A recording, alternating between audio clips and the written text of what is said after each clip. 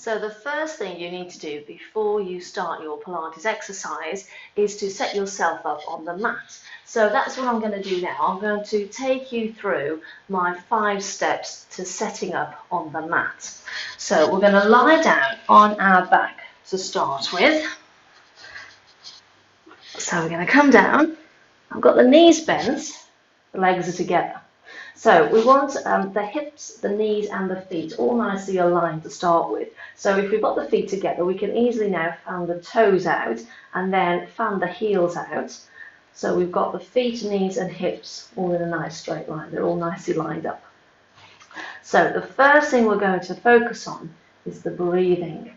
So we're going to breathe into the ribs. Okay, we're not going to breathe into the stomach. So what we're going to do is just place the hands on the bottom of the ribs there. And I want you to take a nice deep breath in now through the nose and then out through the mouth. And again, breathing in through the nose and out through the mouth. So if you're breathing into your ribs now, as you take that deep breath in, you should be able to feel the rib cage expanding under the hands. And then as you breathe out, you can feel it closing back down again. So that's what we're trying to feel. We're trying to feel the ribs moving and filling up with air as you take that deep breath in and out. So you could do the same on the tummy. You could put the hands on the tummy. But this time we don't want to feel anything happening underneath the hands because we're breathing into the ribs.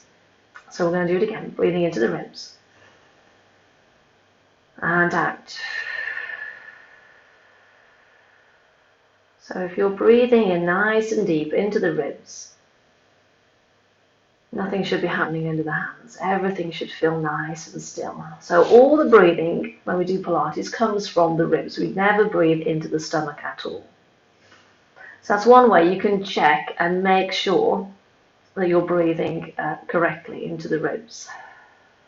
Okay, so I'll bring the arms back down. Now this time we're going to find our neutral spine position. So this is really important. We need to make sure we're set up in neutral before we start any exercises. So to do this little visualization, we're going to make a diamond shape with the hands like that, okay? And we're going to put that diamond shape on the tummy. So I've got the thumbs sort of in the belly button and the fingers are pointing down to the pubic bone. So what I'm going to do now is I'm going to imagine I've got a Malteser sitting right in the center of my diamond shape. And I'm just going to tilt the pelvis so that the Malteser rolls backwards and forwards. So it rolls back towards the thumbs and then it rolls forwards towards the fingers. So as I'm tilting the pelvis backwards and forwards, getting that Malteser to roll about, what's happening with the lower back is it's arching one way and then it's flattening right down into the mat as we go the other way. Now when you do this, don't force the movement, just move as far as you can. Okay, nice, gentle, small movement is fine. Okay, just imagine that Malteser rolling backwards and forwards now. So what we want to do now is we want to finish with that Malteser right in the center of our diamond shape. So about there, I think. Okay, mine's sitting right in the center now. Okay, so if we finish with our Malteser there, it should hopefully leave us with just a small little space underneath the waist. The whole hand shouldn't be able to go through, just tops of the fingers should be able to go under. So we've just got that natural little arch in the lower part of the back there. We don't want to finish too arched because the whole hand will go under. Okay, so that's too much. And we don't want to be too flat either. So somewhere nicely in the middle, finishing with that Malteser right in the middle of the diamond. Okay, so you've just got a small curve just in the lower part of the back there. So that's our neutral position.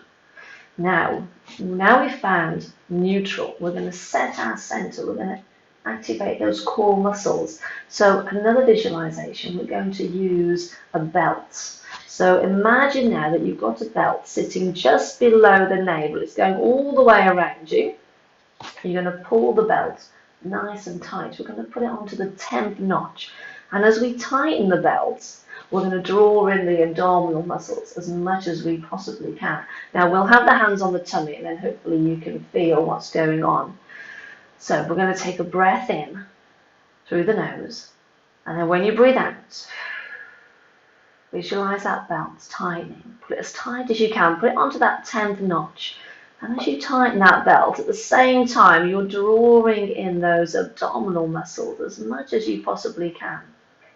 So hopefully with the hands there, you can feel something happening underneath the fingers there. You can feel a tightening. You can feel the muscles working underneath the fingers there. Now, if we just take that belt off and relax and release, you can feel the abdominals relaxing. Everything all of a sudden feels nice and soft in the tummy again. So we're going to do it again. Nice deep breath in. When you breathe out, put the belt back onto the 10th notch, drawing those abdominals as much as you possibly can, tightening that belt onto the 10th notch. And then relax and release. Take that belt off. Now, putting the belt onto the 10th notch would fatigue the muscles quite quickly, so we don't want to do that. We're going to try and put the belt onto the 5th notch then this time. So we're going to take a breath in again, and as you breathe out, tighten the belt, but not as much this time, just onto the 5th notch, just drawing the abdominals in, but not as much as we did before. Okay, and then if you relax and release again, feel the abdominals relaxing again. They go all nice and soft again. Now, we don't want to work on the 5th notch either. We want to work with the belt on the 3rd notch. So we'll do it one more time. We're going to take a breath in. And then as you breathe out, we're going to put the belt onto the 3rd notch, drawing those abdominals just a little bit this time. Okay, so if you just apply a little bit of pressure with the fingertips into the abdominals, you can just feel those deep abdominals just working a little bit. So we've got the belt onto the 3rd notch. We're going to keep it there now. We're not going to take it off. We're just going to bring the arms back down by the side of us. So we've found our neutral position, we've set the center, we know how to breathe. So now we need to make sure that we keep the ribs nice and relaxed as we do our exercise, particularly as we start using the arms. So we don't want the ribs to flare, we don't want them to stick out as we move the arms overhead. So we're just going to check now and make sure that we can keep some softness in the ribs, keep some softness in the breastbone as we move the arms. So all we're going to do is take the arms overhead and just send them back as far as you can. And what you're trying to feel for is the ribs at the back feel like they're staying on the mat. We don't want to lift them out of the mat. And then just bring the arms all the way back down again. Okay, so the back of the ribs stay on the mat. We send the arms overhead. We keep the ribs nice and soft. So when we get to this point, we don't want to feel like we're sticking the ribs out. Okay, we want to keep them nice and soft. So the back of the ribs stay down into the mat. Okay, rest the arms down again. Now the shoulders this time. Okay, we need to engage the shoulders. So probably the best way to do it is to shrug the shoulders up towards the ears as far as you can, and then slide them all the way down. So we'll pull them down as far as we possibly can to start with. Really pull the shoulder blades down your back as much as you can. And then just relax. Now pulling them down that much is probably a bit too much, but we're going to do it one more time anyway. We're just going to shrug the shoulders up to the ears, draw them down, just so you can get that feeling of drawing the shoulder blades down the back. Really draw them down. And then relax the shoulders again. So it's that feeling we want, but we only want to draw them down a little. So this time I'm going to shrug the shoulders up again, and then I'm just going to draw them down just a touch. Okay, just drawing them down enough so that I can keep the shoulders now nicely away from the ears. So the last thing we need to do now is make sure we've got the neck and the head in a nice position. So I've got a towel under my head just to lift it up a little bit. Sometimes if you haven't got a towel there, the neck goes into a bit of a funny position. It feels like your chin is poking up towards the ceiling. So you don't want the head in this position.